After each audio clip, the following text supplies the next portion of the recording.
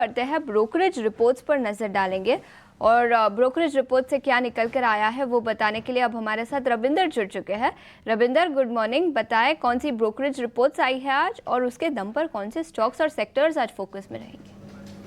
जी, तो सबसे पहले हम एसबीआई कार्ड पे बात करेंगे, जहाँ पर मॉर्गन स्टैनली की नोट आई है और उन्होंने जो है इक्वल वेट रेटिंग को मेंटेन रखा है और टारगेट प्राइस जो है 650 का रखा है।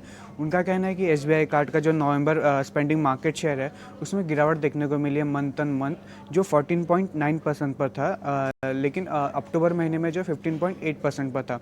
उनका कहना है कि क्रेडिट कार्ड का जो मार्केट शेयर है नवंबर महीने में 18.7% पर स्टूड रहा है और एग्रीगेट डेली स्पेंडिंग जो है वो 8% अप था ईयर ऑन ईयर बेसिस में दिसंबर महीने में अभी तक, और जबकि नवंबर महीने में जो 4% का था।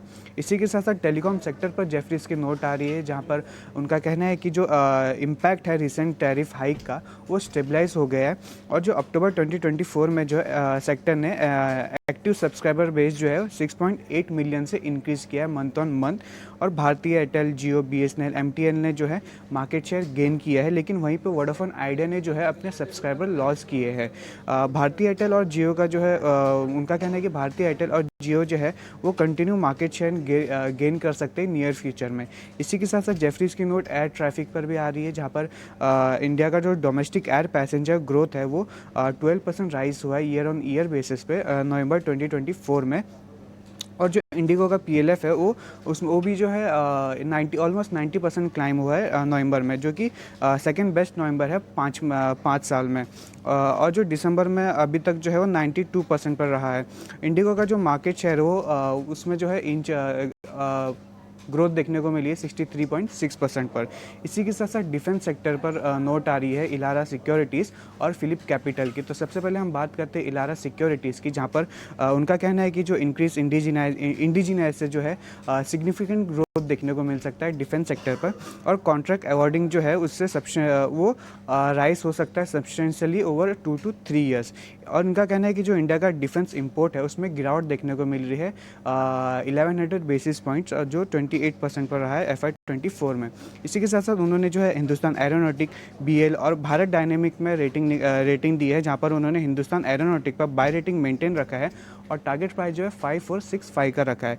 इसी के साथ साथ बीएल पे भी उन्होंने बाय रेटिंग रखा है और भारत डायनामिक में उन्होंने जो है डाउनग्रेड किया है एक्यूमुलेट पे, जो उन्होंने पहले बाय रेटिंग दिया था, और टारगेट प्राइस जो हाई किया 1300 पे।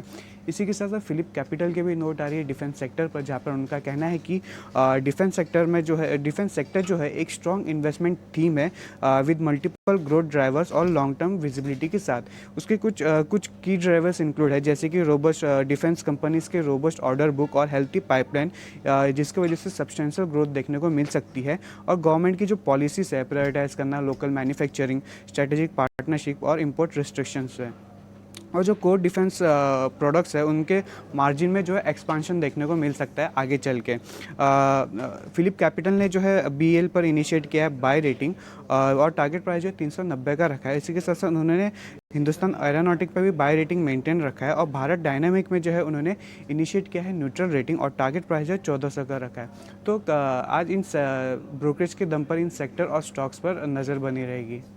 बड़ी ब्रोकरेज रिपोर्ट्स डिफेंस सेक्टर पर, जिसके चलते कई सारे स्टॉक्स आज फोकस में रहेंगे। फिलिप कैपिटल की इनिशिएटिंग कवरेज रिपोर्ट आई है। उन्होंने BEL 390 रुपये प्रति शेयर का लक्ष्य और इनिशिएट किया है कवरेज खरीदारी की राय के साथ। इसके अलावा हिंदुस्तान एरोनॉटिक्स यानी HAL 5500 रुपये प्रति शेयर का लक्ष्य और भारत डायनामिक्स पर 1400 रुपये प्रति शेयर का लक्ष्य। फिलिप कैपिटल की रिपोर्ट तो है ही, लेकिन इसके साथ ही लारा सिक्योरिटीज की भी डिफेंस सेक्टर पर ही रिपोर्ट आई है।